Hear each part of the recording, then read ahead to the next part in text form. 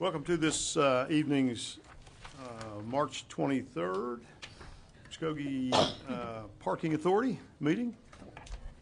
And we need to do a roll call. Mayor Bob Coburn. Here. Deputy Mayor James Scully. Here. Dan Hall. Present. Marlon Coleman. Here. Janie Boydston. Here. Wayne Johnson. Here. Leanne Langston. Here. Ivory Van. Derek Reed. Here. We are accounted for. Item number 1. Consider approval of minutes of June 17, 2014. Are there additions or corrections to minutes? If not, I entertain a motion. Move for approval. Second. Got a motion and a second. Any discussion? Roll call. Deputy Mayor James Scully. Yes. Janie Boydston. Yes. Dan Hall. Yes. Marlon Coleman. Yes. Wayne Johnson. Yes. Leanne Langston. Yes. Derek Reed. Yes. Mayor Coburn. Yes, motion carries. Item number 2. Discuss and take action on a 5-year renewal of ground lease with the U.S. Postal Service at a rate of $26,460 per year. Mr. Tucker. Mr. Chairman, members of the authority, we received notification from the United States Postal Service that they wish to renew their lease that they have with us for another 5-year period. They have maintained this property, which is directly behind the post office as it sits now, for a period of time. What they have asked for is not only notice that they desire to extend it for a period of 5 years at the stated amount, they have requested that there be an amendment to the lease agreement which waived the 30 days notice. Under the 1990 lease, there was a requirement that every time they wished to renew a lease for 5 years, they had to give us 30 days notice. They missed their 30-day period, but they still want to renew the lease. So they have asked us to notice the renewal as well as amend the lease, waiving the requirement for a 30-day time period pre-notice. Happy to answer any questions. I recommend approval. What lots are we leasing to them, if you don't mind, Roy? Say that again, Deputy Mayor. What parcels are we leasing to them? Parking. Is that what we're doing? Yeah. Yes, these are on the corner of 6th Street and Boston, and lots 12, 13, 14, and 15 of Block 55, English subdivision. So, but it doesn't include anything on the Civic Center parking lot? Correct. Isn't it just the fenced area? Am I correct on that? Yes. Now I notice in the Civic Center parking lot, there's quite a few postal vehicles on that parcel also. Those are not part of the lease, and they should not be there. Okay. And I noticed that you, if I may show you the color copy, it may make things a little bit more clearer. Oh, I'm real familiar with that. Oh, okay. I just didn't know if that included part of the Civic Center parking. It does not. Okay. Roy, just for clarification, we're going to put the 30-day provision back in the contract. We're just waiving it for this renewal period. Is that correct? No, this is the last renewal, so there will be no future renewals without a full negotiation of a new lease. Okay, great. Move to approve. Second. Motion and a second. Any discussion? Roll call. Deputy Mayor James Scully. Yes. Janie Boydston. Yes. Dan Hall. Yes. Marlon Coleman. Yes. Wayne Johnson. Yes. Leanne Langston. Yes. Derek Reed. Yes. Mayor Coburn. Yes, motion carries, and that 2 items complete our agenda for the parking authority? Did I say that right? Okay.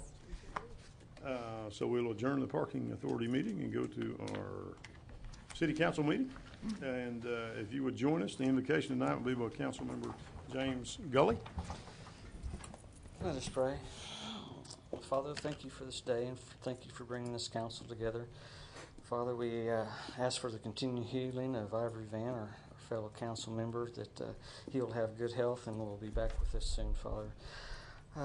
Be with us and guide us as we continue to do the city's business. And Father, we're so grateful for all of the construction that's going on in Muskogee right now, and all the opportunities it's going to give the next generation, Father.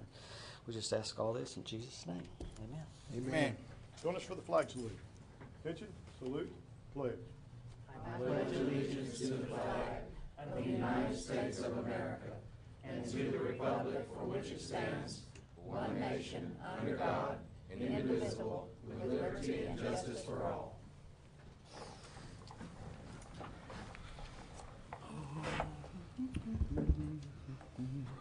Roll call, please. Mayor Bob Coburn. Here. Deputy Mayor James Gully. Here. Dan Hall. Present. Marlon Coleman. Here. Janie Boydston. Here. Wayne Johnson. Here. Leanne Langston. Here. Ivory Van. Derek Reed. Here. Move we excuse Ivory Van? Yes. Second. Got a motion and a second to excuse Councilman Van. Any discussion? Roll call. Deputy Mayor James Gully. Yes. Janie Boydston. Yes. Dan Hall. Yes. Marlon Coleman. Yes. Wayne Johnson. Yes. Leanne Langston. Yes. Derek Reed. Yes. Mayor Coburn. Yes, the motion carries. Approval of minutes. We'll now consider the minutes from March 3rd, March 6th, March 7th, and March 9th meetings.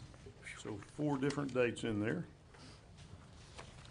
Any corrections or additions to those? If not, we'll entertain a motion. Move for approval. Second. Got a motion and a second. Any discussion?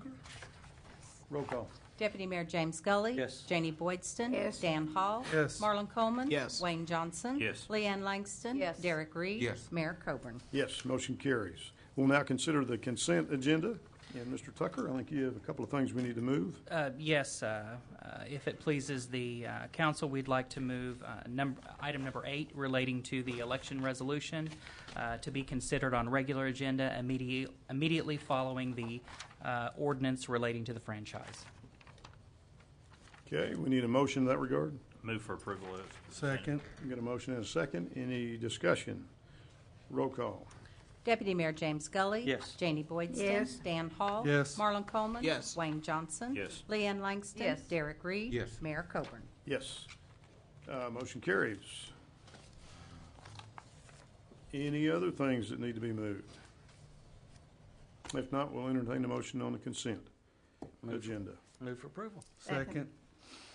Motion and a second regarding everything except item number 8. So 1 through 9 except for 8.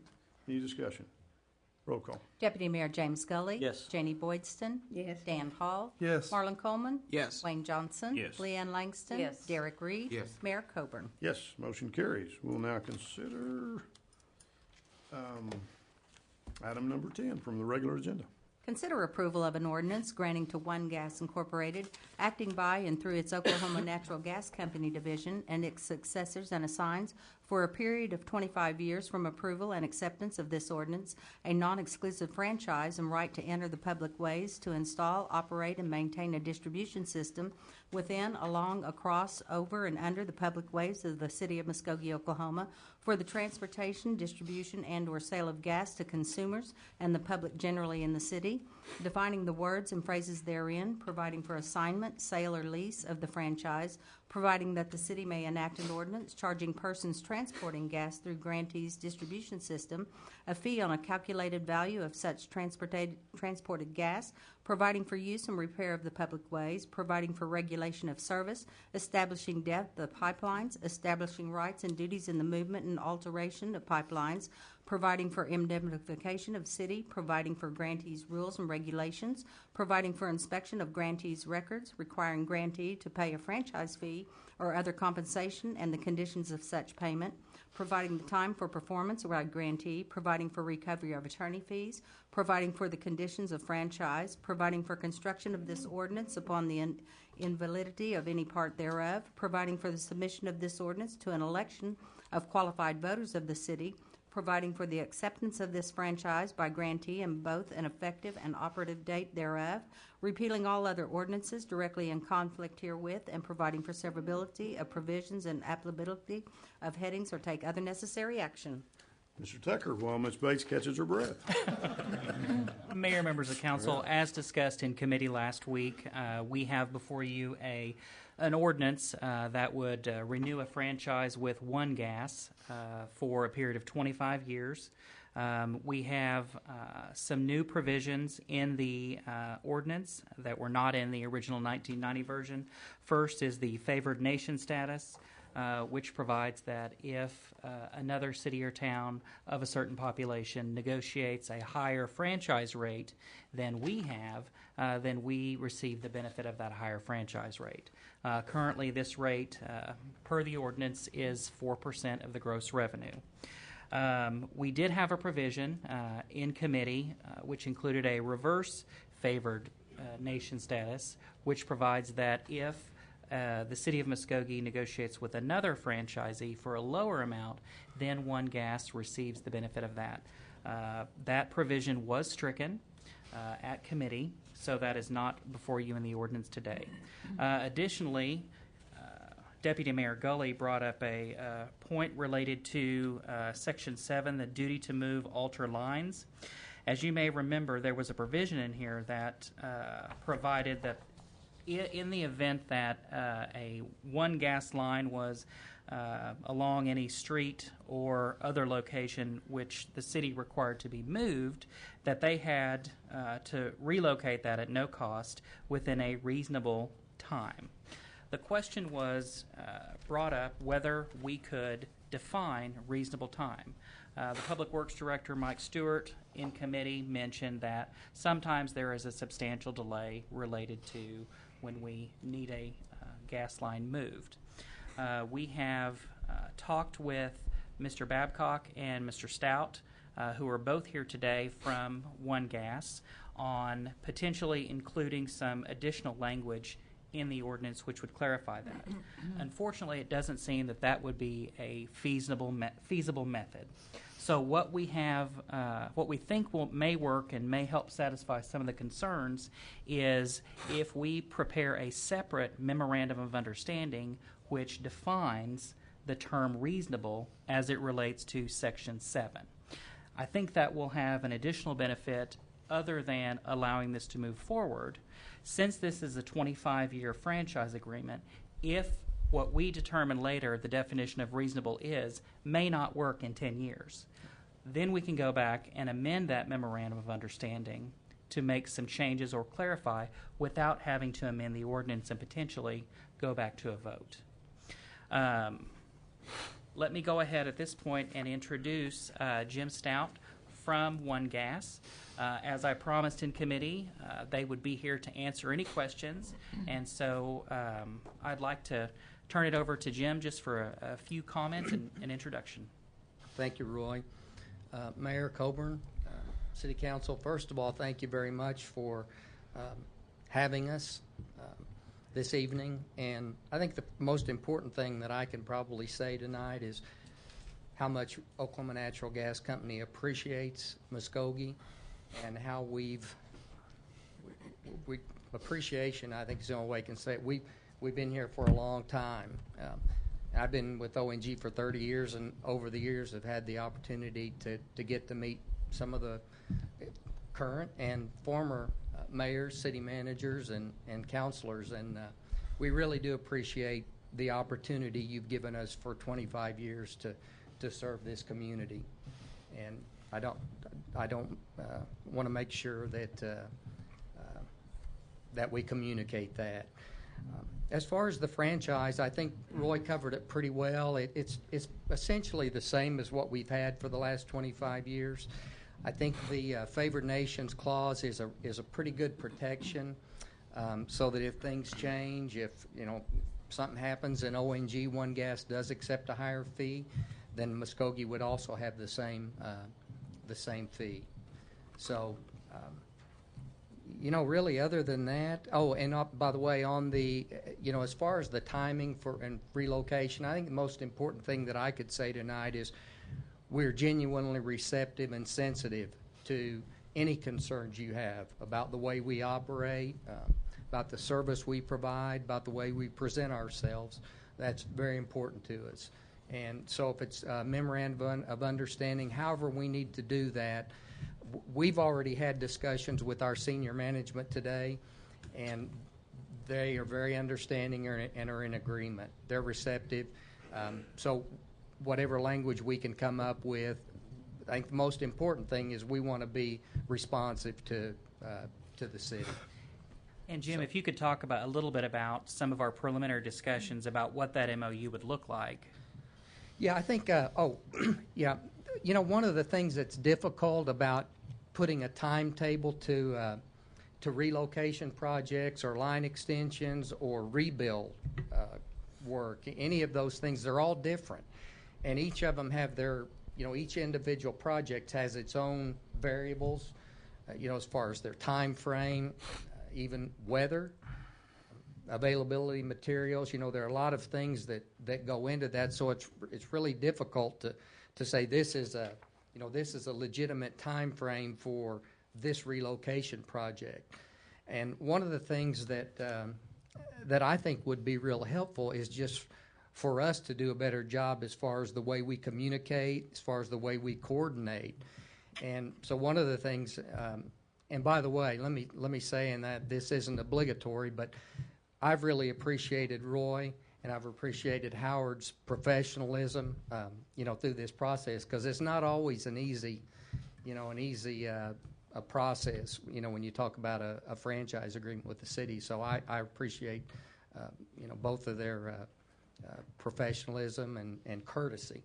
But now I've kind of lost my train of thought.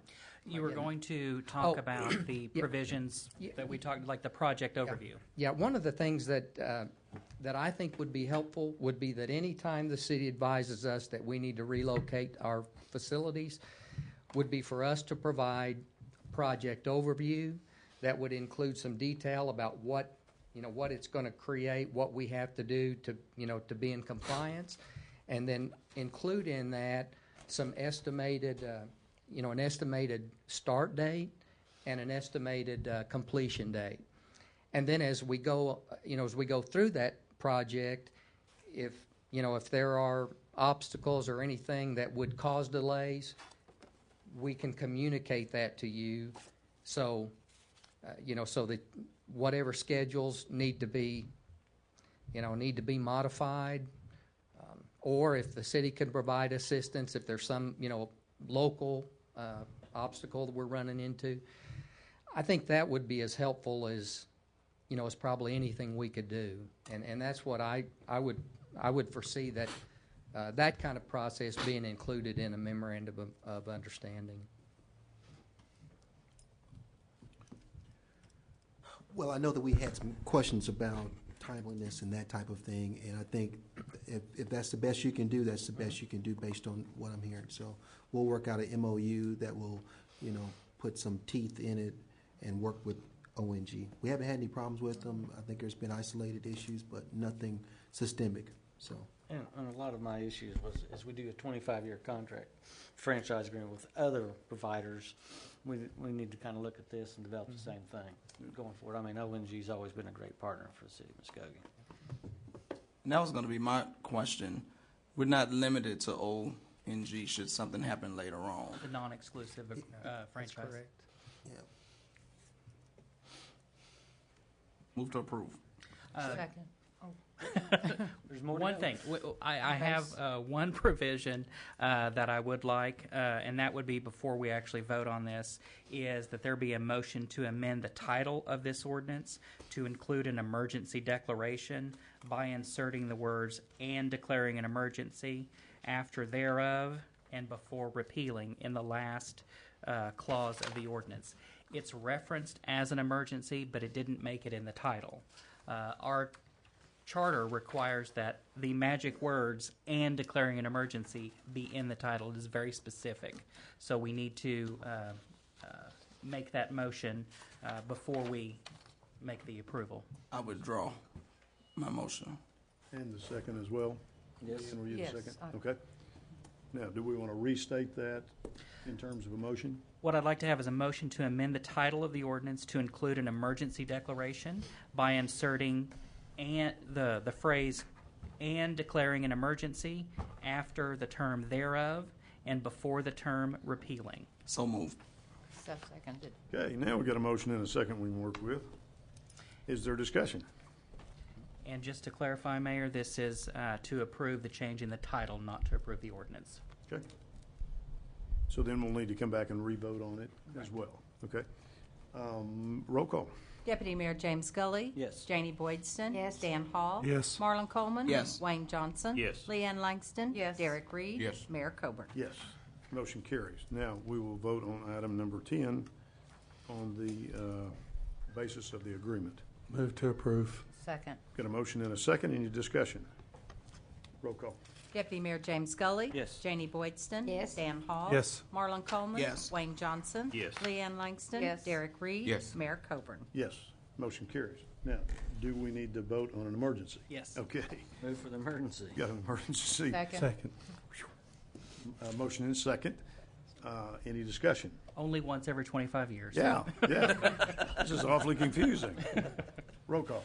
Deputy Mayor James Scully. Yes. Janie Boydston. Yes. Dan Hall. Yes. Marlon Coleman. Yes. Wayne Johnson. Yes. Leanne Langston. Yes. Derek Reed. Yes. Mayor Coburn. Yes, motion carries. Do you realize we've just obligated ourselves for 25 years together? We like that. All Thank you right. very much. Is that all we need to do? On that item, yes. On number 10 Eight. and number 8 as well. Now, back to item number 8.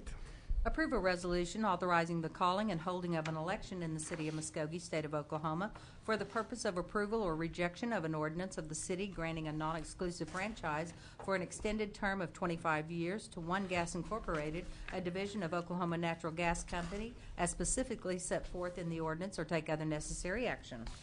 That one's certainly easier to read. Mr. Tucker. It was.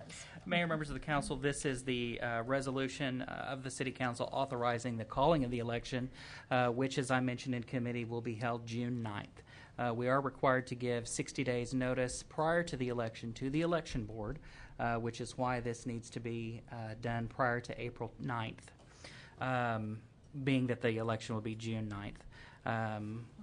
Additionally, we needed to have the ordinance approved prior to the election resolution being approved.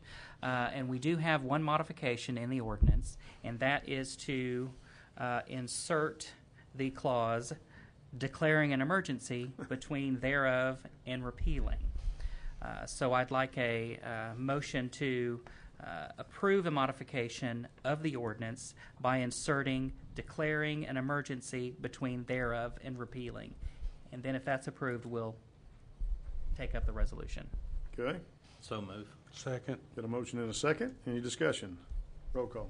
Deputy Mayor James Scully. Yes. Janie Boydston. Yes. Dan Hall. Yes. Marlon Coleman. Yes. Wayne Johnson. Yes. Leanne Langston. Yes. Derek Reed. Yes. Mayor Coburn. Yes. Motion carries. Now, number 8, correct? Correct. Okay, and then an emergency on it? No, this Okay. is just a resolution. It's effective immediately. Okay. Now, item number 8 for the special election. Move We for got a motion. approval. Second. Motion and a second. Any discussion? Roll call. Deputy Mayor James Scully. Yes. Janie Boydston. Yes. Dan Hall. Yes. Marlon Coleman. Yes. Wayne Johnson. Yes. Leanne Langston. Yes. Derek Reed. Yes. Mayor Coburn. Yes, motion carries. Now, do we get to go to item number 11? You do. Thank you all. Dang, we Thank you made both it all very the way much. down the page. Hold a public hearing and take action on the approval of an ordinance rezoning the property located on Shawnee Avenue between Spruce and Reeves Avenue, more particularly described in the ordinance, from R1 Single Family Residential District to C3 Regional Commercial District, and if approved, authorize staff to revise the official zoning map of the city to reflect said change. Mr. Garvin, and we will consider ourselves in a public hearing. Mayor, members of the council, the applicant is requesting approval to rezone property from the R1 Single Family Residential District to the C3 Regional Commercial District. Property is located on Shawnee Avenue between Spruce and Reeves Avenue. The reason for the rezoning is to allow the property to be developed commercially. They are proposing an Aldi grocery store on the property. Looking at the existing zoning land use within the area, starting with the site itself. Currently, the site is zoned R1 Single Family and is undeveloped property. North across Austin Street, it's zoned R1 Single Family and is also undeveloped property. South across Shawnee is zoned C1 Local Commercial. It's the location of the Pizza Hut and undeveloped property, which is part of the urban renewal area. East is zoned R1 Single Family and C2 General Commercial, and currently there's a Baptist church and a heat and air shop and undeveloped property. And west across Spruce Street is zoned R4 multifamily and C1 local commercial. And it's the location of Whispering Pine Apartments and Freddie Steakburger. If you look at the land use map, it does indicate commercial zoning all along the Shawnee corridor. The C3 complies with that zone. It complies with the land use map and the comprehensive plan. It's been recommended for approval by Staff Planning Commission and Public Works. Be glad to answer any questions. Questions or comments? Have we already closed that street? Yes. Okay. Francis Street running in the middle? Yes. Yes, okay.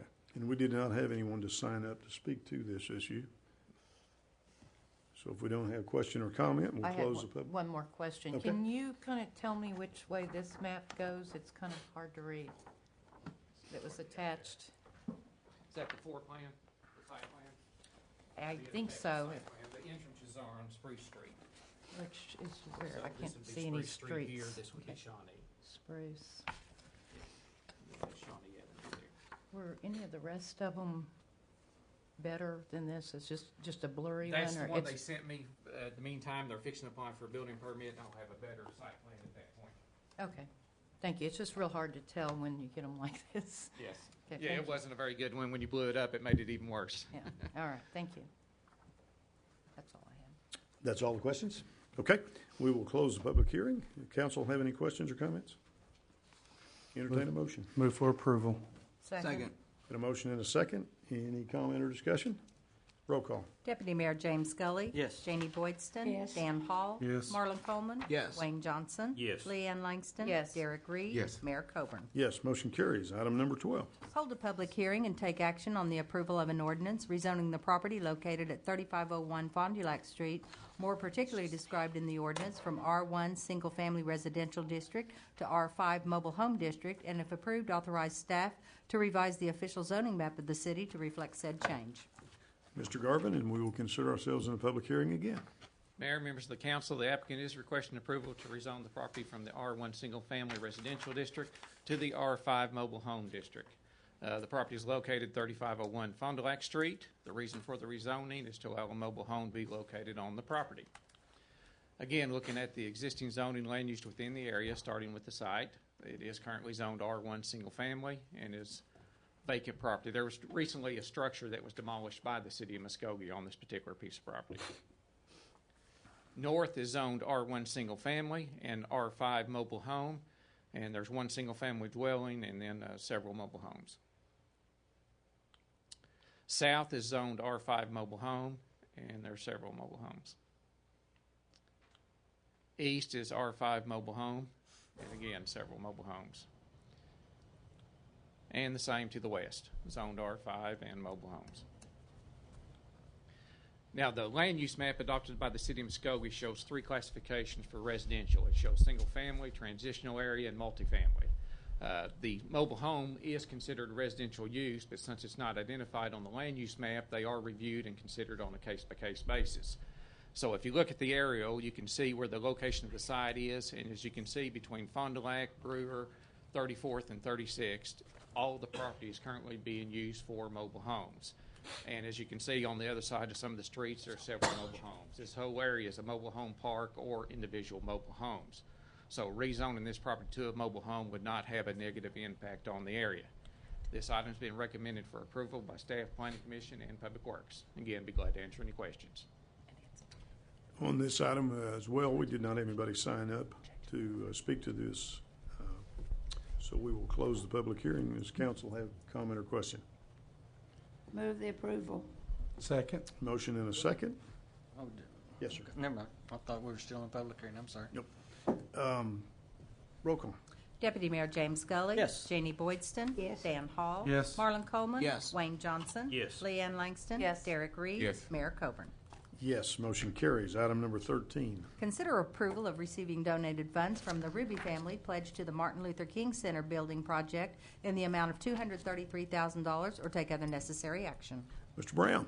Yes, thank you, Mayor and members of the council. As you know, Ms. Lynch, Kim Lynch, the executive director for Building Neighbors, was here last week, and she wanted to make it clear that not all the $233,000 is Ruby Foundation. Just so we're clear, $200,000 is from the Ruby Family Trust Foundation, and the $33,000 are from folks who donate to the MLK. So, Pledges and donations from the gala from the gala, from the MLK gala. Subject to that concludes my presentation. Move to approve. Second. Got a motion and a second. Any discussion? Roll call. Deputy Mayor James Gully. Yes. Janie Boydston. Yes. Dan Hall. Yes. Marlon Coleman. Yes. Wayne Johnson. Yes. Leanne Langston. Yes. Derek Reed. Yes. Mayor Coburn. Yes, motion carries. Item number 14. Receive update from MFP Machino Huddleston and Associates on current plan savings and consider approval of a resolution authorizing certain modifications to the medical and prescription benefits under the City of Muskogee Employee Benefit Plan, providing and directing said notifications be incorporated into the plan document and summary plan description, as well as approval of a resolution authorizing an amendment to NFP Machino Huddleston and Associates Consulting Agreement, a revised contract for the employee health insurance stop-loss coverage, and contract with American Heritage Life Insurance Company, all as recommended by the Insurance Committee, or take other necessary action. Thank you. Kelly Epperson. Good evening, Mayor, members of the council. I first want to apologize, and then I'm going to follow up with some good news. Historically, we have tried to present these items to you by March the 15th. We did not have a very good rate to present to you before March the 15th, so I did want to apologize for that. And then I want to introduce Brady Ayala and Thad Ledford from Machino Huddleston Associates. They are first going to cover the savings that we have seen over the last 9 months from the plan. Yes. Mm-hmm. And then I'll cover all the resolutions and plan changes after that. These are the same as same format that we used last year, so I wanted to repeat that. Thank you, Greg. Let me get it. I'll take care of it. No, thank you, sir. Yeah.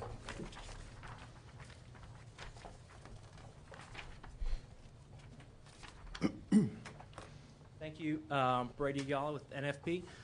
That is through, why should I save myself a copy? That is through February. Yep. There's extras.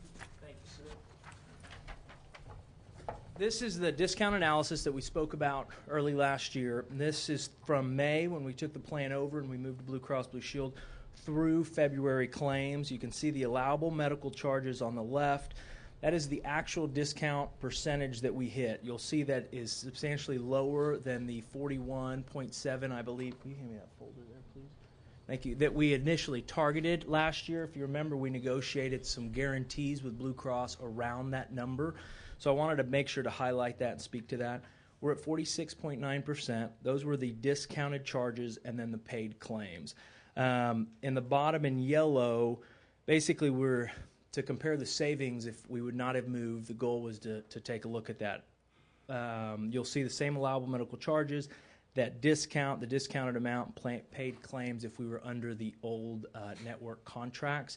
So all in all, we're at $424,645 saved through February. I think we were around that 400,000 mark we had spoken before. So through those, through February, we've already met the target. That being said, we have not met our discount goal. So there was that guarantee that we had put around that we negotiated for that 51.7%. So we'll reevaluate it. We have to wait for all the 12 months worth of claims to come in. So through April, and we'll reevaluate 3 months after May when all the run out claims have come in from this past year. At that point, we'll evaluate what that discount was. Saying that it stayed the same at 46.9%.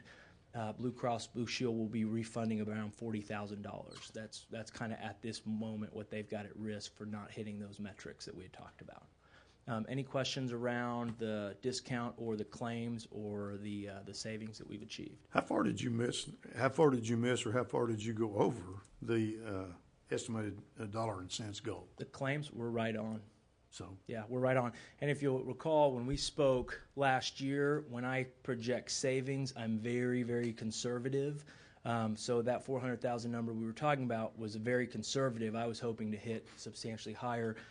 I'm glad I'm conservative. We've hit right on our target where Blue Cross and all the actuaries give us our expected claims. We're right on target. Okay. Yep. So we're at about 80, we're about 90% of the target, so we're just below what we expected to spend in claims. Okay. Any other questions? Well, I know this was a major concern for the council when we joined up with Machino Huddleston. And the numbers speak for themselves, so you should be proud of what's happened here today. Well, and when we started this process, everybody kind of said, there's no way that they could save us this much money, and we're like, well, we got to try. And I'm pretty pleased with the results so far. I am as well, thank you. We need a motion. Not for that part. That was just a presentation. We have several items, business items, that we normally would put on a finance committee or public works committee, but because of the time that these matters are so time sensitive, we're having to try to fast track this. And so, go ahead, Kelly. Okay. I've got a couple of different resolutions for you. I'm going to try to make this as easy as possible for you to understand. I've given you two handouts. One of them is the first resolution. The first resolution on the top, there's a little number 1 on the left-hand side. It is a resolution approving and authorizing execution of the following agreements. An amendment to NFP Machino Huddleston and Associates Consulting Agreement, Blue Cross and Blue Shield's Exhibit to the Stop Loss Coverage Policy, Blue Cross and Blue Shield Guarantee, and American Heritage Life Insurance Company. They also operate as Allstate Benefits, or take other necessary action. The amendment to the Machino Huddleston and Associates agreement would be to extend their contract. Their initial contract was only for a 1-year term, and in the resolution, as you'll see, I've extended that term to be continuous year after year unless we cancel with a 30-day out provision. The stop loss renewal, it adds a benefit in your packet. Blue Cross Blue Shield offered us several different options, and the option that the insurance committee went with was Tier 1 Enhanced, which was option 2. The Blue Cross Blue Shield administrative rates increased from $42.20 per employee per month to $45.96 per employee per month, which is a difference of $3.76 per month per employee. This is going to be a change on the second resolution as well. The stop loss rates increased from $43.97 to $48.96, which is a difference of $4.99 per covered life per month.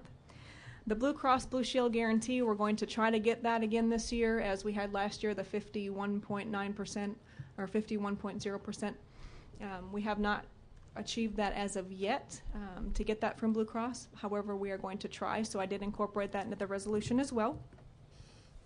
And then we have additional contracts with American Heritage Life Insurance Company, again that's Allstate, to provide supplemental coverage to our employees for group voluntary accident coverage, group voluntary critical illness coverage, and group voluntary cancer. And I'm going to have Brady explain a little bit the tier option that the insurance committee had decided to go with. Thank you, Kelly. Thank you, council members. And I would like to, a moment ago, I think someone had mentioned, City Manager, you mentioned that was a big decision last year. So we, on behalf of Thad Ledford and NFP and myself, we truly appreciate the opportunity to work with everyone, and we're glad we've been able to deliver what we had talked about. So thank you for your business. We do appreciate that. Okay, Blue Cross. Last year, our goal was to keep everything as apples to apples, and we utilized the Blue Cross Choice Network, which is their big network here in Oklahoma that everyone's a part of. Blue Cross also has what they call a preferred network. The network's going to be a little bit smaller, but you realize better discounts. So before, when we were targeting 51.7%, under the preferred network, we would be targeting closer to 60, 61%. There's about 8 to 10% variance if you go into the preferred network. So what we had talked about with the insurance committee, we'd like to drive people to that preferred network.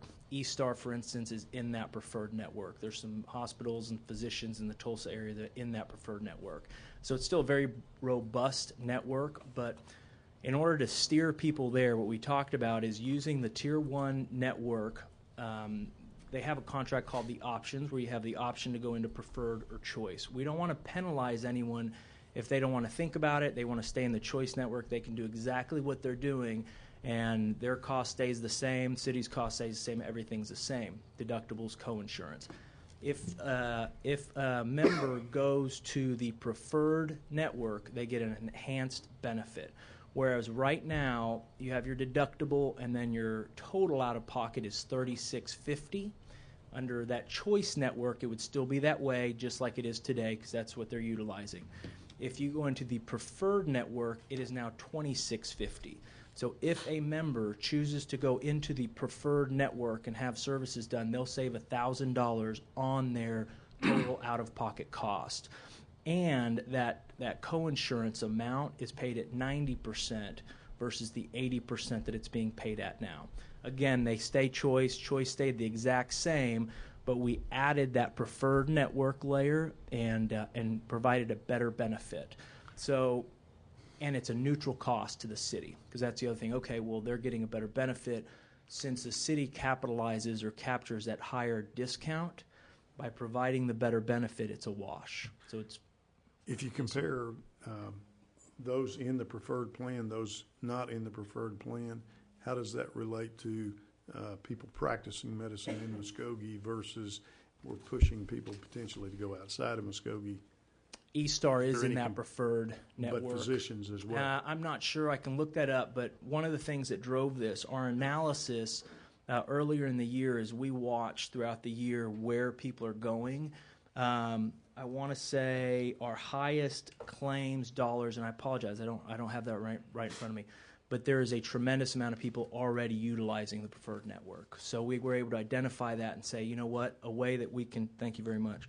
So for instance, when we look at top outpatient providers by paid amount, E-Star we paid $140,000. The two top are E-Star and Hillcrest. Combined, we paid them $220,000 or so. Both of those are in the preferred network. So those are the two top facilities that were used. So by adding that preferred layer, they're already going there. They don't have to change anything, but it's a lower out-of-pocket, and then the city is capturing that better discount. So that was kind of one of the driving forces, is they're already going there. We're not receiving that better discount. This is a way we can layer that on top. I just got a quick question. If we add on this add option 2 for $376 per employee, what is the total cost of that going to be to our city? And then the same thing for the $499. What is the total cost for those two add-ons? What is it going to cost the city? In additional cost, in the administration fee and then the stop loss is where we are. It's $20,000, $168 for the administration cost. It increased. And then the stop loss increased by $26,766. So $46,000. So, and so it's actually because of the way we built the funding last year, because we were walking into the first year, we're not really sure. We have a pretty good idea where the numbers are going to be. We didn't change the city's funding last year, which allowed us to continue to build the reserve. So you have a substantial amount of reserve now. I say substantial. You've got the right number of reserves. There's about 3+ months worth of claims in that reserve, which is where you want to be. So because we were able to do that, this year we don't actually have to change the funding. So everything we're talking about from the medical standpoint, we would fund. So it's going to cost the same amount to the city as it did last year, and we're not changing the employees' contribution either. So the city's contribution and the employees' contribution will remain the same as we continue to fund, because last year we funded kind of a maximum number. We wanted to build that reserve and make sure we were in a good position. So this year we're not having, although we expect the claims to increase next year, just natural trend, medical, we expect that to increase because of the way we've been able to set it up and set some money aside. We don't have to change any contributions. Then is your question, when you get to year 2, then everything jumps up and Yes. we're out of control? Okay, that's That's assume what I'm where saying. you're headed. All right. Referring to the administration cost and the stop loss. Yeah, the administration cost, that was a Blue Cross cost. That was one of the pieces that we were renegotiating because it was substantially higher, and that was one of the things I kept going back and forth. The claims, that's what we're expecting. There's not a lot we can do there. But the administration cost wasn't the stop loss rates. Our original reinsurance rates that they were proposing were substantially higher. So that's what we kept going back and forth trying to negotiate, which kind of delayed for this meeting. So we were able to negotiate. I think the original increase on the stop loss rates were closer to $50,000, and by what we were able to negotiate it, we saved essentially with that administration cost. We saved over $20,000 in that renegotiation. So about $46,000, and we also have an employee insurance committee that actually reviews all of this and has given a recommendation as well that in support of this. Well, do we have a list of those employees that serve on any committee? We don't have a list handy of the employees. I know that Kelly probably. Off my head. I mean, I would, instead of rattling them off publicly, I'd sure like to have a list of that. And was it unanimous? we can do that. From what I recall, it was, I believe that there were 2 committee members that had left the meeting, but from what I can recall, it was, they all had voted in favor. How many is they all? Is that a half a dozen? There would have been 7 of them left, because I believe there are 9 on the committee. Okay. And the option 2 that we elected to do, so and there's some other enhancements to the plan that I'll mention in a moment that are requirements. But by building in that option 2 and kind of layering that and doing that, we're saving versus what the original renewal was, we're saving approximately $60,000 in making that transition and adding the preferred network and making those changes. In just those 2 accounts with Hillcrest and with First Star? No, with East Star? No, just the expected claims. It's the whole preferred network. Just knowing that they can now go and utilize and capture those better discounts in that. The 10 or 11% will equate to $60,000 in the additional discount. I'm sorry, I'm not sure. Yes. Yes. Okay. Yes. Thank you. Yeah. Sorry, it took me a moment. What are the hospitals besides Hillcrest and East Star in the preferred network?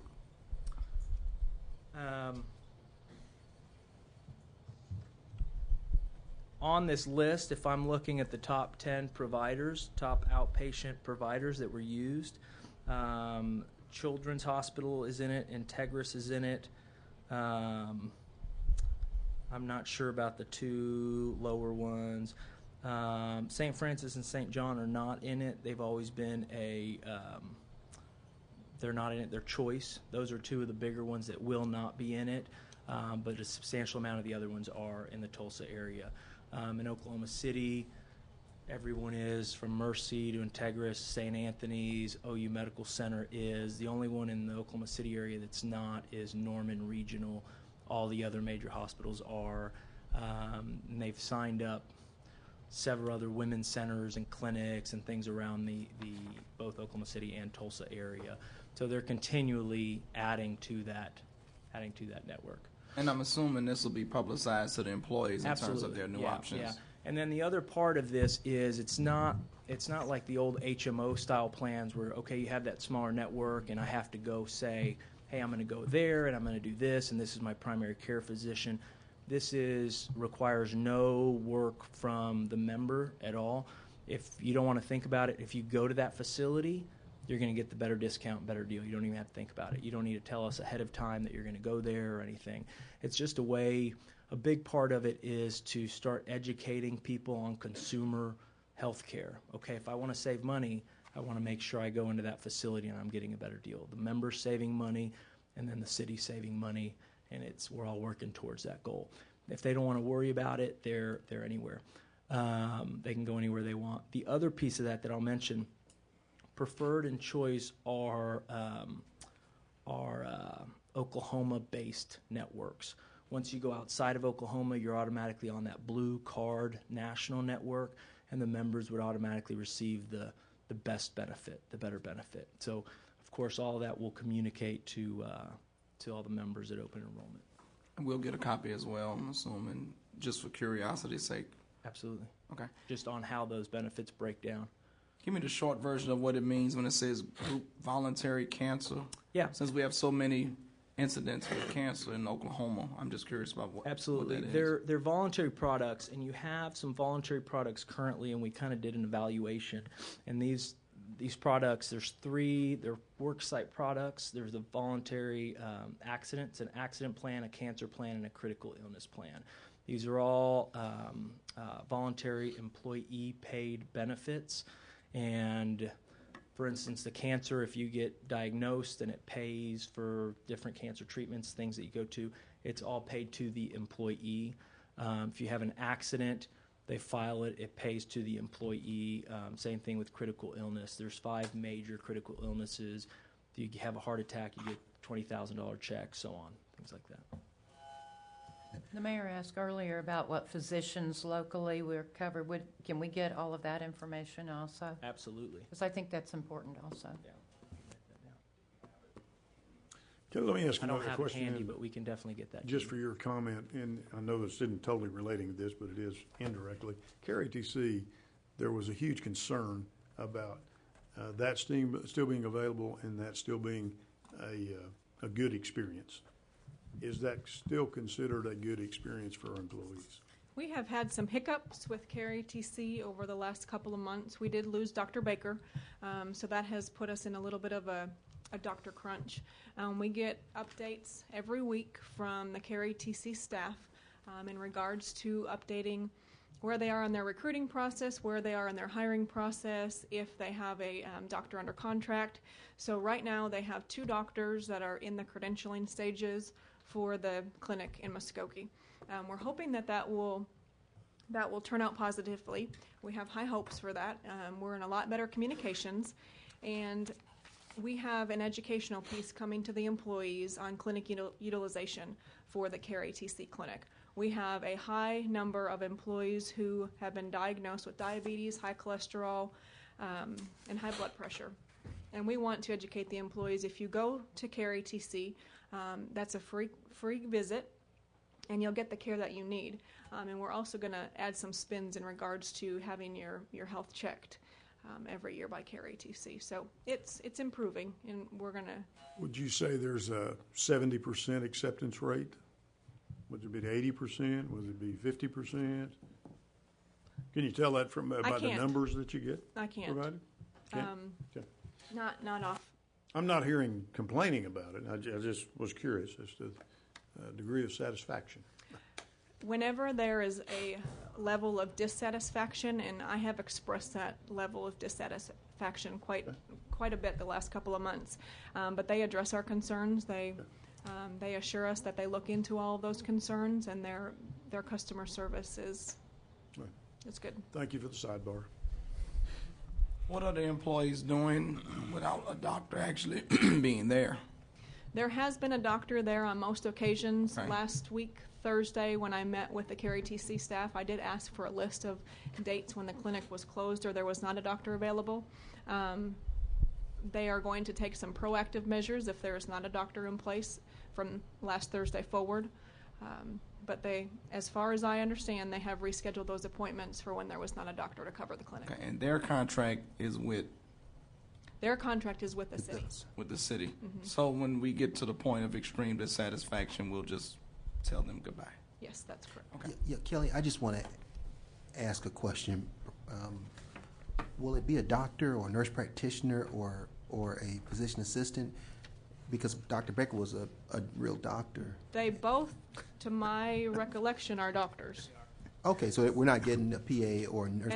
And they're board certified. Okay. Do we need to differentiate between a real doctor? I know, right? I know why I said that. Why did I choose that word? But that's probably some of the sentiment of some of the employees, that they want to see a real doctor. But in the sense that they had become so accustomed to the service that Dr. Baker was providing. That's correct. And so we have had a doctor fill in when there has been the fill-ins. They have been doctors that have filled in their place. Sorry, I got this sidetracked.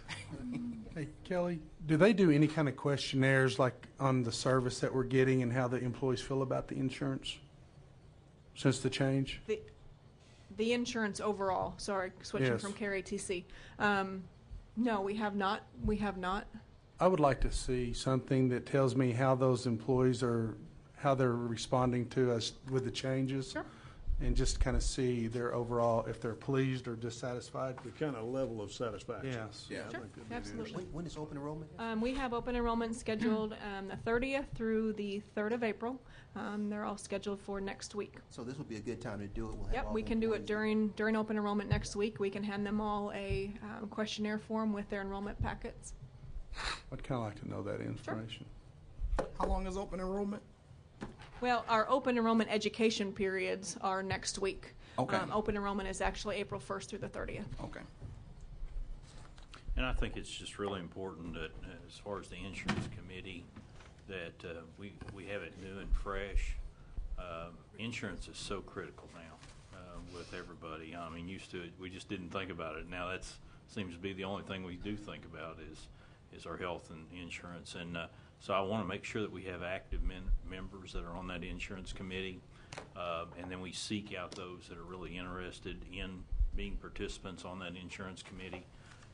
So everybody has a voice. Every group is represented in that. There are 2 general employees and then 2 from each union group that are nominated from their union, if I remember correctly. And they have in the past couple of years done a couple of switches because they didn't think that their employee representative was representing in their group very well. I believe that's changed. The committee members have stayed the same now the last couple of years. It's just so critical of a benefit to all employees. And, when we change benefits, a lot of times we're actually asking them to change or kind of forcing them to change physicians in some ways, and so we want to make sure those impacts, they're a part of And those. we're doing very good education meetings. That's the Okay. point of next week. It's to educate them on all the benefits that they are going to be receiving, anything that's changing, anything that's going to be added for their benefit. So How are those ways of communications are going out to the employees? The notifications go out via email from me to the departments, and if I remember right, the departments, I know in Public Works, they post those notifications from me on their bulletin boards, and then everybody calls into our office to schedule how many employees will be participating in each section. It is a mandatory session for each employees because we've got to have their enrollment forms filled out. There's a couple of them that we're always going to miss due to vacations or workers' comp or things like that, but they are mandatory. Okay. Is there any way to blitz that to the employee directly to be certain that it doesn't get tied up in mid-level? I'm sorry, can you repeat In other that? words, you said it goes to the department head, and then the department head. The Post it. emails, Yeah. I could distribute the email to all employees. However, all employees don't have email. So that's why the secretaries or department admin assistants put that out to all the employees that don't have email. It's just an email to the department saying, hey, open enrollment, That's correct. education meeting is this. That's So correct. it's just an email notifying the department that the meeting will take place. I was just concerned that, no employee got Get it. missed, that they actually knew it was taking place. And as she mentioned, there's some that'll miss for vacations or sick or things like that. So we have them throughout that week, and then part of the communication stuff is we're always open, and my office is open. So if they have questions or need us to come back out and sit down with them and look over things one-on-one, then we're always open to do that as well. Can you bring us back to exactly we're voting on number 14, but then what additional Okay. items need to be included? The second resolution is a resolution that would authorize certain modifications to the medical and prescription benefits under the City of Muskogee Employee Benefit Plan, providing and directing said modifications be incorporated into the plan document and summary plan description, and authorizing the city manager or designee to execute all documents. Under the Affordable Care Act, bullet number 1, there is a requirement for employees' cost share for prescription medications to have a maximum liability. We have set the standard to be $1,000 per employee and $2,000 per family, so that is a benefit. Blue Cross Blue Shield is recommending removing the exclusion of family and marital counseling under the plan. This recommendation is for all plans, both fully insured and self-insured, and that's just an across-the-board recommendation that they are making. And it is also the expanded benefits to include Blue Cross Blue Shield's preferred network, as discussed in the other resolution as well. So we're voting on one or two, No, or one both. and two, Both resolutions. as well as 14, item 14? Yes. Or does that include these? 14 includes 14 1 and includes 2. both. Okay, all right. You know, Roy makes us vote on everything separately sometimes. So Yeah. exactly. we're voting on having marital counseling or removing it? It is an exclusion in the plan right now, so we would vote to remove the exclusion, so we would add it into the plan. Should allow. And And- Brady can, yes. Okay, because Yes, please. I was just wondering how we counsel them, So we probably need it. like on staying married? Here, no, can I address that? Thank you. Thank you. I'm just curious. We all need a little bit of that. Sorry. No, it's specifically marital and family counseling due to a diagnosis and a medical claim. So if a family is going through a major diagnosis or something like that, it allows now for that counseling of that family and that marriage that is going through that stress. So it has to be attached to a specific medical claim, so there's no real large increase of cost. The city does provide an EAP, an employee assistance program, that does a lot of the other counseling and some of those items. So that's that piece. And then I was going to mention something else I forgot. When you say no real cost, I'm going to ask you what the cost is. If you can Yeah, ballpark. there's not. It's actuarially, they have not provided me with one. I tell you, the actuaries do not add anything in expected claims costs, which to me means they don't anticipate any cost there. So by adding that, our claims projection for the next year doesn't change one way or the other. Okay. So, I think that's Additional questions or comments? Entertain a motion. Move to approve. Second? Motion and a second. Any comments additionally? Roll call. Deputy Mayor James Gully. Yes. Janie Boydston. Yes. Dan Hall. Yes. Marlon Coleman. Yes. Wayne Johnson. Leanne Langston. Yes. Derek Reed. Yes. Mayor Coburn. Yes, motion carries. Thank you. Thank you all. Recognize citizens wishing to speak, and we did not have anybody sign up, so we will go to item number 15. Consider an executive session to discuss and take possible action on the following. Pursuant to Section 307C10, Title 25 Oklahoma statutes, consider convening an executive session for the purpose of conferring on matters pertaining to economic development within the city of Muskogee and take any necessary action in open session. Mr. Brown, but we would consider a executive session motion. Yeah, Ricky and Gary. Good to meet you guys. Stay. Move that we go into Yeah. executive session. Move to go into executive Motion. session? Got a Second. motion and a second. Any discussion regarding? Roll call. Deputy Mayor James Gully. Yes. Janie Boydston. Yes. Dan Hall. Yes. Marlon Coleman. Yes. Wayne Johnson. Yes. Leanne Langston. Yes. Derek Reed. Yes. Mayor Coburn. Yes, motion carries. We will now consider ourselves in executive session. Please excuse, we'll now reconvene out of executive session. Roll call. Mayor Bob Coburn. Here. Deputy Mayor James Gully. Here. Dan Hall. Present. Marlon Coleman. Here. Janie Boydston. Here. Wayne Johnson. Here. Leanne Here. Langston. Derek Reed. Here. Mr. Tucker, item number 15A. Pursuant to I'm section. sorry, Mr. Brown. I That's can- who we have on there. I'm happy to. Well, if Okay. Roy can just, Pursuant to Section 307C10, Title 25 Oklahoma statutes, the City Council did convene an executive session to discuss matters, to confer on matters pertaining to economic development. After full discussion with retail consultant Ricky Hayes, no action is necessary at this time. Mayor? That concludes our agenda for this evening, and let me just by a quick update, our Muskogee Okie 500 cleanup is now at about 725 people who have registered. So see you Wednesday, Thursday, Friday, and Saturday to help clean this city up. Thank you.